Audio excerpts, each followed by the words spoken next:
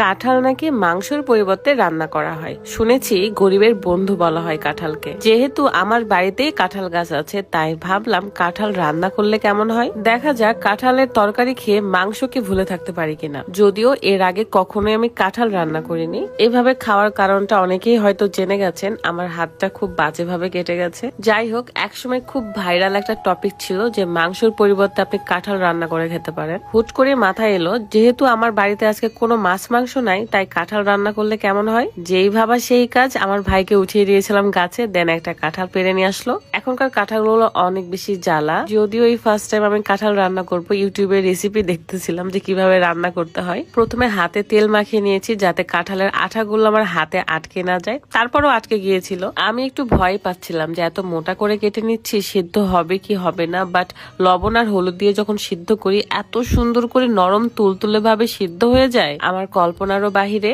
এত গরমে মাটির উপর বসে বসে আমি কাঁঠাল কাটতেছি, মানে দেখে মনে হচ্ছে কি আরাম, তাই না? আসলেই আরাম। গ্রামে এবার অনেক বেশি গরম লাগতেছে, তারপরও বাতাস থাকতেছে জন্য একটু শান্তিতেই আছি। কাঁঠাল মোটামুটি কাটা শেষ। এখন ধুয়ে পরিষ্কার করে লবণ আর হলুদ দিয়ে আমি সিদ্ধ করতে তুলে দিব। আল্লাহ গরম থেকে সবাইকে রক্ষা করুক। আল্লাহর কাছে বেশি বেশি বৃষ্টি চাইতেছি যে বৃষ্টি দাও আল্লাহ, এই দেশটাকে, এই পৃথিবীটাকে শান্ত করো। এই তো আমি এখন পানি দিলাম, লবণ হলুদ দিয়েছি।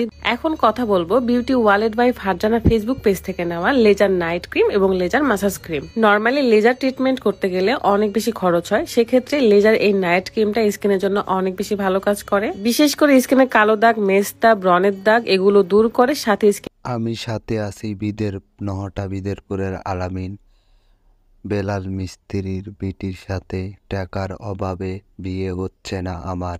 স্কিনটাকে অনেক বেশি ব্রাইট করে। বহুদিন ধরে আমি নাইট ক্রিমটা ব্যবহার করে আসছি। আর সাথে যদি থাকে লেজার মাসাজ ক্রিম, মাসাজ ক্রিমের জন্য নাইট ক্রিমটা আরো দ্বিগুণ কাজ করে। বলতে পারেন বাচ্চাদের স্কিনটা যেরকম ঠিক সেরকম বানিয়ে দেয়। Beauty wallet by Farzana Facebook page আপনাদেরকে আরো বেশি সুবিধা দিচ্ছে। সেটা হলো, যদি আপনার স্কিনে কাজ না করে তাহলে মানি ব্যাক গ্যারান্টি দিয়ে থাকে। সো আর দেরি কিসের, ক্যাপশনে দেওয়া পেজে ক্লিক করুন এবং অর্ডার করে ফেলুন। আমি একটু ভয়ে ছিলাম সিদ্ধ হবে কিনা, বাট খুবই সুন্দর নরম হয়ে সিদ্ধ হয়েছিল। যেহেতু এটা রাতের রান্না হবে, তাই আজকে আমি আরো একটা আইটেম রান্না করব। সেটা হলো ডিম দিয়ে আলু রান্না। ডিম ভালো করে ভেজে নেব, তারপরে আলু সিদ্ধ করে রেখেছি সেটা দিয়েই রান্না করব। এই তরকারিটা আমার খুবই বেশি পছন্দের। আলু ঘাটি, আলু দিয়ে তরকারি, এটা আমার খুব ভাল লাগে। একে তো গরম, তার উপর আমার ড্রেসের কালার হচ্ছে ব্ল্যাক। সবকিছু মিলিয়ে আমি মনে হচ্ছে যে গরমের রাজ্যে বসবাস করছি। কিন্তু মাটির ঘরে রাতের বেলা, দিনের বেলা সবসময় অনেক বেশি ঠান্ডা থাকে, আর এটা বাহিরে, এই কারণে বেশি গরম লাগতেছিল। দেখতে পাচ্ছেন পেঁয়াজ মরিচ দিয়ে আমি ভালো করে এই ডিমটা ভেজে নিয়েছি এন্ড পিস পিস করে কেটে নিলাম। এখন আমি আলুটা ভালো করে কষিয়ে নিব, হালকা পাতলা নাড়াচাড়া করতে থাকবো।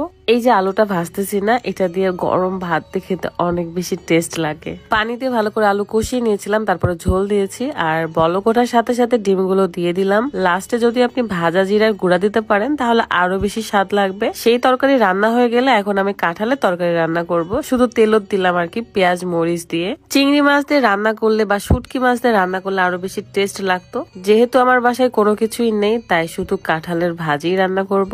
গাইস, রান্না শেষ এন্ড অনেক বেশি গরম লাগছে। আমার স্মেলটা খুবই সুন্দর আসতেছিল এন্ড সবাই মিলে একসাথে আমরা খাওয়া দাওয়া করতে বসে গেছি। ভাবি আমাকে খাওয়াই দিতে চাইলো, বাট মনে হলো যে নিজের হাত দিয়ে খেলেই বেশি ভালো লাগবে। হয়তো ভাবছেন ভাবি কোথা থেকে আসলো। আমি যেহেতু বাড়িতে এসেছি তাই ফোন করে ডেকে নিয়েছি যে ভাবি যদি একটু আসতেন তাহলে আমার একাকিত্বটা দূর হইতো। যেহেতু ভাইয়া ভাবিরা আলাদা থাকে, অন্য জায়গায় থাকে, তাই ভাবি এসেছিল আমার কাছে। এই তো 4 আঙ্গুল দিয়ে এভাবে আমি এক বাটি ভাত খেয়ে নিয়েছি। দেশি লেবু চিপে যখন খেলাম তখন আরো বেশি মজা লাগতেছিল। যেহেতু অকওয়ার্ড লাগতেছে 4 আঙ্গুল দিয়ে ভাত খাইতে, তাই ভিডিওটা আর করতেছি না। ভালো থাকবেন সবাই, আল্লাহ হাফেজ।